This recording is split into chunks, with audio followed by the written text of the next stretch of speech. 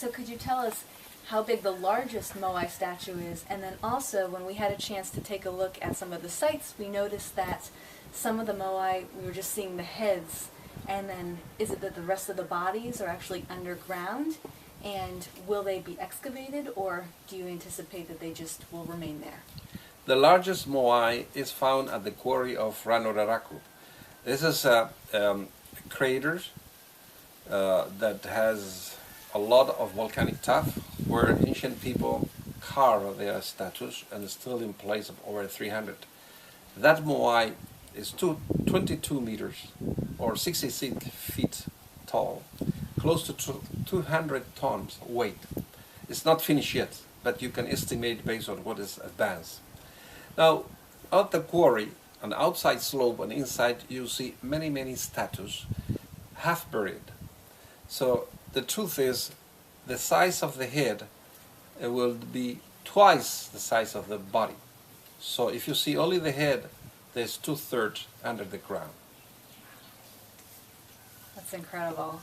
We had a chance to visit the sites yesterday, and we're just really speechless at how impressive the statues are. Sergio, you've told us already so many incredible things about, archaeology as well as Easter Island, but could you tell us maybe something that people don't know about Easter Island?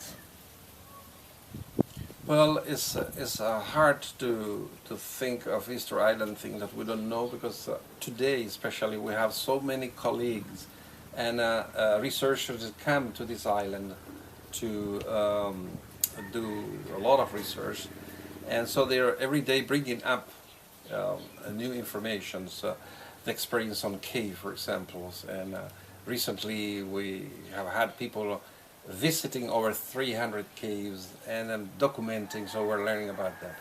But what I think is not clear yet, and among other things, is its natural history. The natural history of this island. This island was at one point completely covered with forest, and we know that. And we know more or less the history of how that changed. And we also know the species of the forest and other vegetation exists, but we're not complete with that research. For example, there's a line of research that some American scientists is looking into the life in cave. The life in caves, what remain in cave. Those microorganisms that were in the forest, that this forest disappeared and then they went into caves. And then it's a very interesting perspective. This specialist American that has been looking into that is also interested in the idea of what happened in Mars. Do we have cave there? Are there some life in caves that, because of the change in that planet, Mars, that could reflect what's going on or was outside on the planet?